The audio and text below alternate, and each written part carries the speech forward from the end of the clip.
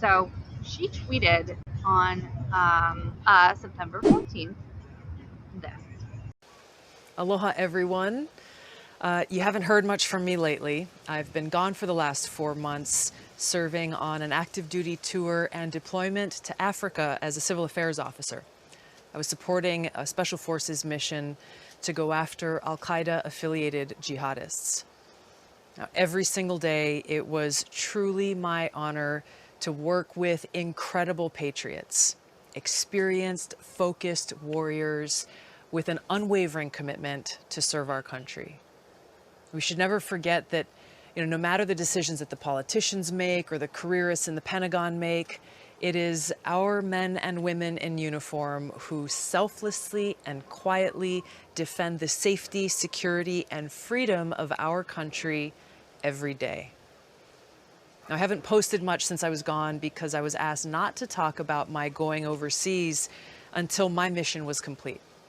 Al-Qaeda is very active where we were, and as someone who has a high profile, I would have been a prime target for the enemy, putting my life and the lives of my fellow service members and our mission in greater danger. Now I look forward to discussing the foreign and domestic issues and challenges that we're facing in our country. So again, that is Tulsi Gabbard, and she's, of course, talking about doing imperialism. She's been on a special mission for the last several months, and that's why we haven't heard much from her. Now, obviously, I'm anti-terrorism. I'm anti, people trying to murder other people for religion or whatever the cause. But for people on the left to say that Tulsi Gabbard is the only anti-war candidate is absolutely absurd. She is literally doing imperialism right now. She just said it in Africa. I don't understand those who are still defending Tulsi Gabbard as being someone who's on the left. She has a lot of other issues going on in her background and in her stance and her policies that are very much at issue, including Medicare for All. So you have some on the left who stand her so hard that they were willing to lie and say that she is a Medicare for All supporter, that she's anti-war, etc. Of course she's not. She's not. That's not who Tulsi Gabbard is. Tulsi Gabbard is an imperialist. She's not someone who, went to war or joined the military and regrets it. She's someone who finds pride in that. And I'm not trying to, denounce our service members or whatever, it's just reality that we do need protection for our country. That's what the world we live in. But there's a difference between that and actively being part of, we don't have many details, but actively being part of what she's part of currently, what she's been a part of in the past, including her policies. So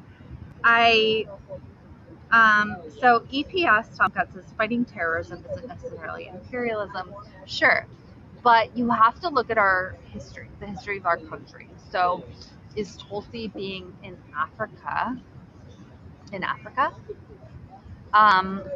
Is her being in Africa with other military folk helping anyone? Or is it doing imperialism? Is it our role to dominate every other country and do whatever the hell we want to do? It shouldn't be. That's what the United States has turned into.